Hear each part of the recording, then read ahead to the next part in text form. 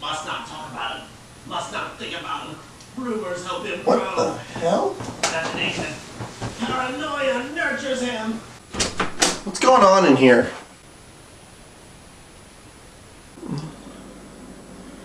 What the hell is this doing on my TV? What the hell is it even doing in my home? Where the fuck did you get the money for this? I borrowed it from me? Oh, I'm gonna fucking kill you! Please don't, I'll do anything! Oh, anything? Fine. Then review this and I'll consider it. Review that? That's not that bad. If that's the case, then you better fucking convince me. Otherwise... Yes, I understand!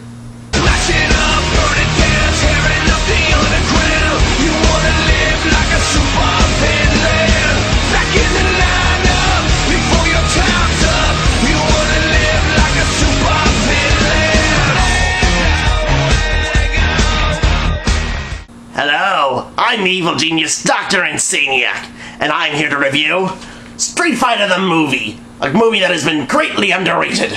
Underrated? Are you fucking with me? No, I'm serious. Give me a chance. Just don't kill me. Street Fighter the movie was released to theaters in 1994 and was based upon the successful Street Fighter II game series by Capcom. The only piece of shit that ever had a Street Fighter name on it was Street Fighter vs. Mortal Kombat. What are you talking about? There is no such game. There's not? But from where I was from, it brought about the downfall of all those involved in the creation of games such as World Heroes vs. Stalkers by SNK, Mortal Kombat vs. Killer Instinct and Killer Instinct Savage by Rare, Beautiful Joe 3 by the newly reformed Clover Studios, and the game that practically sold the 3DS, Mega Man Legends 3 by the Enough King himself. Son of a fuck, that's bitchin'! But before I continue... No, wait! I want to hear more about these awesome video games! I need to mention... Damn it! That this was the last movie of actor Raul Julia. Even though I've only seen him in 2 other films, both of them being The Addams Family, this is a man that knows how to monologue. Anytime he's on a roll, his words always sound so epic. He could make ordering breakfast at IHOP sound awesome. Alright, enough mourning. Get to the fucking movie! Yes, sir. In truth, this movie has only 3 major flaws. The first flaw was the special moves. In case you didn't know, this movie actually did have some of the fighters' special moves. They just weren't done very well. Flash Kick, Hadouken, Shoryuken, Psycho Driver, Rolling Claw, the 100 Hand Slap, and worst of all, the Thrust Kick. There are probably more, but I didn't study every single character's moves. Because memorizing a long list of moves is just so much fun. Like an exam for a game. Fun. Even though the special moves exist, I wanted something more. Something like that other Street Fighter movie? The one with Jackie Chan? No, that was a short scene from City Hunter. I'm talking about the more recent film.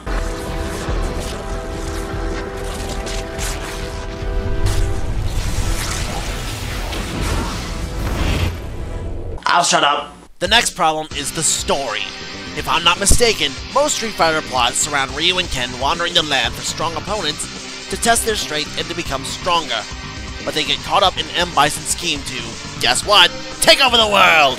Of course! But this movie focuses more on the global conflict between Guile and his UN army and the Shadaloo army headed by M. Bison. So we ditched the complex internal struggle of becoming stronger for the old and cliche good versus evil.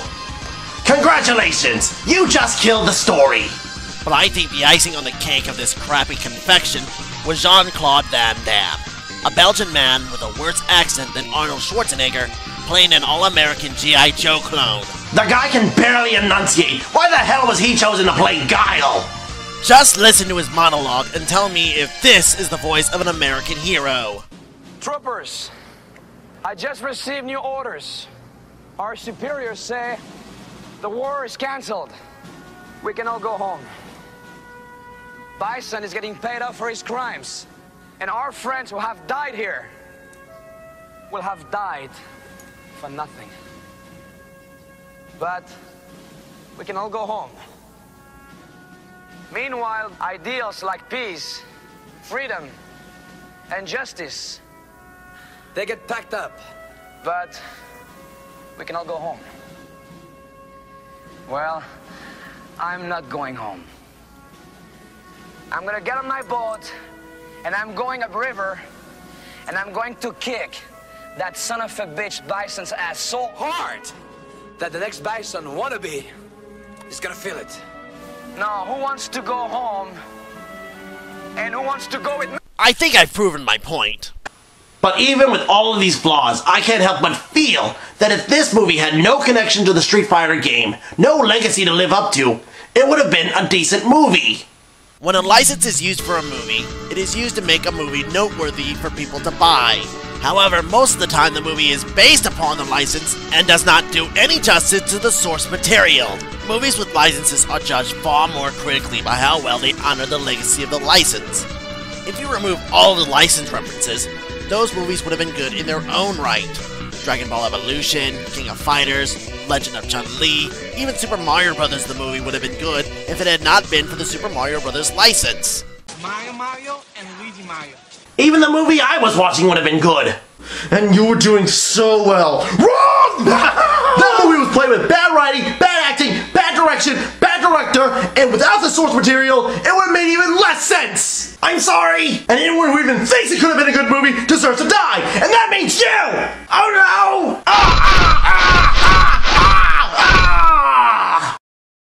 Oh dear, I've made quite a mess.